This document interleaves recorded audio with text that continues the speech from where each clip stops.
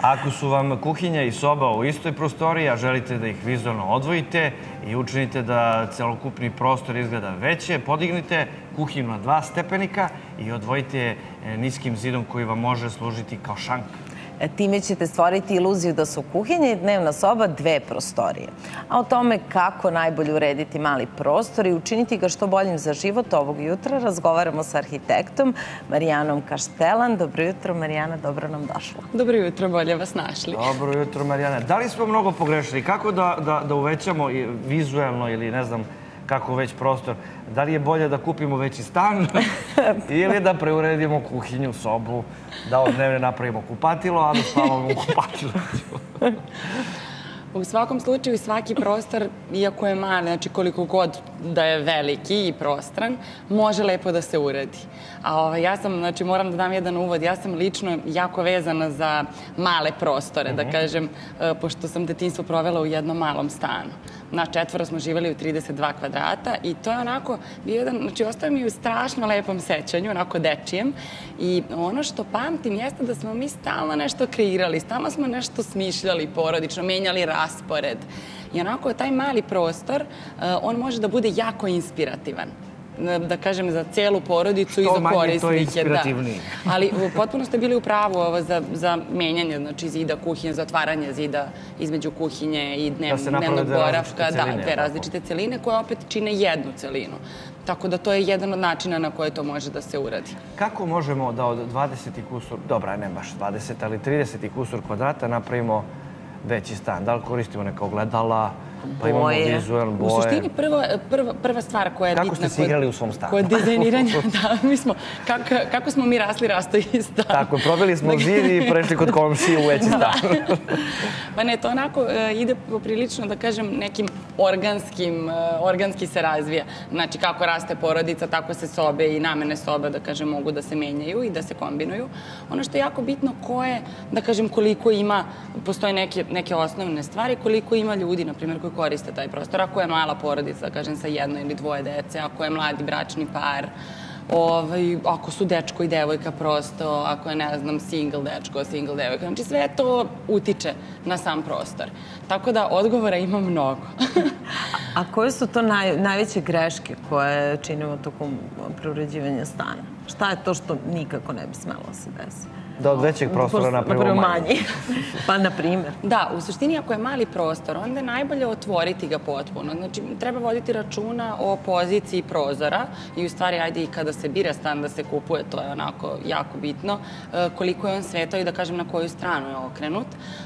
I onda treba gledati te funkcije koje mogu da se spoje, a to je ta dnevna zona, kao dnevni boravak, kuhinja i trpezarija, to uvek može da bude jedna celina. Da kažem, to je ta takozvana dnevna zona. Noćna zona koja je namenjena spavanju, nju treba malo odvojiti, ali u malim stanovima to često nije moguće. Tako da, kažem, se tu koriste neke klizne pregrade koje odvajaju prosto samo krevet ili se formira jedan mali zid u okviru koga se, znači, samo stavlja krevet za spavanje.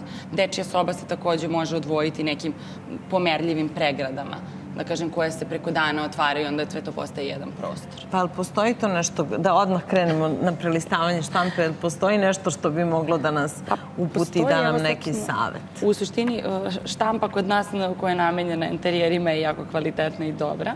I ovdje imamo jedan primer zanimljivog stana od neki 40 kvadrata, u okviru koga, ali, na primjer, mladi bračni par je u pitanju.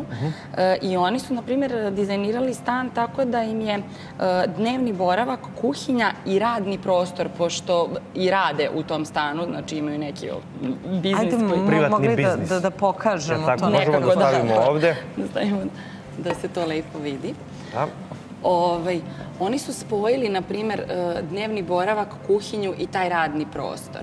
A u okviru, znači, radnog prostora, da kažem stilski, sad to je druga priča potpuno, sad pričam prvo funkcionalno, stilski je on onako potpuno ukomponovan kao jedna celina, dok je krevet sakriven iza jednog zida, bukvalno. Ono što je ovde zanimljivo je taj kolorit, da kažem, koji je monohromatske, te ovako pastelne boje, ali onako podloga je bela.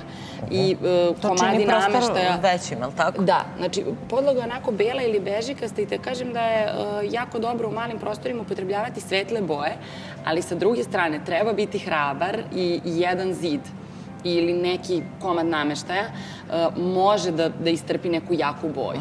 To sad zavisi opet od afiniteta korisnika prostora. Zato što ako je to neki razigrani duh, da kažem, koji voli neke šarene materijale, onda tu može da postoji jedna sofa koja je potpuno, ne znam, crvena. Luda, onako, naluda, crvena, zelena, naravno. Ovdje taj geometrijski pattern, na primjer, da. Ovdje taj geometrijski pattern je u kuhinji. Na primjer, to je jako zanimljiva pozicija za mali stan. Zato što kada se otvori sama kuhinja, kuhinja treba da bude sastavni deo nameštaja i sastavni deo ambijenta. I u tom smislu kuhinja treba da se dizajnira tako da ona daje u stvari cijelom prostoru neki špek. Što je i ovdje na tom primjeru.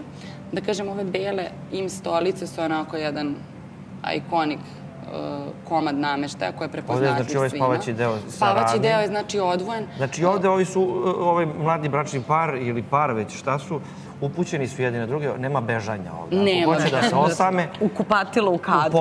U podrum. Oni su čak i upotrebili ovdje taman zid, da kažem, taj boks koji na ulazu, na samom ulazu u hodnik, taman zid i tu su te servisne prostorije, da kažem, i toalet. Dobro, ima li još nešto zanimljivo? Još nešto zanimljivo, evo sad ću da vam kažem, na primjer, ovdje je tema, konkretno, kuhinja. Evo, ono o čemu smo pričali. Razrađen je taj, da kažem, funkcionalni moment u kuhinji koji je jako bitan.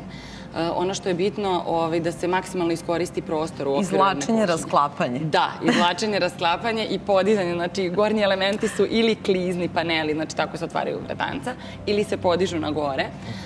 Džambo fioke u donjim delovima, znači mora da se upotrebe. I ono što je sad, da kažem, ajde ovo više stručno, taj trougao između frižidera, sudopere i šporeta praktično. I oni uvek moraju da budu u dobrom odnosu. Ovdje je dat jako dobra, da kažem, šema koju svako može da pročita. Kako može da se iskoristi. Da, da se iskoristi svaki prostor. Doduše, primjeri su malo većih kuhinja. Ali u maloj kuhinji je isto jako bitan taj prostor za skladištenje, da kažem, namirnica. I frižider. I jako je dobro onako što da frižider, na primjer, nema, da ne bude onaj klasičan frižider, nego ugradni i da pored njega bude jedan mali storič.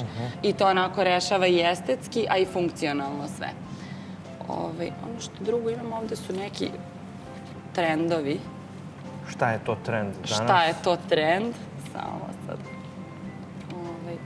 Ajmo ovako. Tu se može naći svašta. Može svašta, vidim i lampe. I lampe, da, znači sve. Od najsitnijih delova do... Možete da se inspirišete nečim, da kažem, radom, a ovo je, na primjer, Paola Navone, ona je dizajner, nameštaj italijanski, ona onako koristi tradicionalne tehnike izrade i luksuzne materijale. To je onako jako zanimljivo, da kažem, za inspiraciju. Da priđemo malo na drugi magazin. Šta imamo tu? Tu imamo, na primjer, Tommy Hilfiger i njegova rezidencija u Majamiju. Znači, to je jako zanimljivo. Evo, sad ću da vam okrenem da malo uživate. U suštini, to je ono što i Tommy Hilfiger, da kažem, cijel taj brand jeste. Kombinacija karaktera njegove ličnosti i kombinacija onoga što on u stvari jeste. Martin Lawrence Bullard je radio ceo prostor, to je celu kuću. I on je bio inspirisan, da kažem, tim miksom boja i u stvari 60-im koje Tommy Hilfiger privatno jako volio, u kojima je onako nešto odrastao. I onda tu su neki komadi nameštaja, skulpture.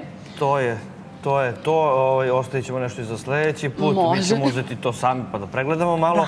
To bi bilo sve što smo pripremili za danas. Ovog jutra. Hvala tebi na gostovanju. Mi samo još jednom da podsjetimo da sutra na televiziji Happy počinje 3. serijal najskupljeg reality show u Srbiji, Parovi. Naravno, uživajte, znate već šta vas čeka, a mi se opraštamo. Opraštamo od vas i vidimo se sutra u isto vreme u 5 do 5. Doviđenja. Doviđenja, prijatno.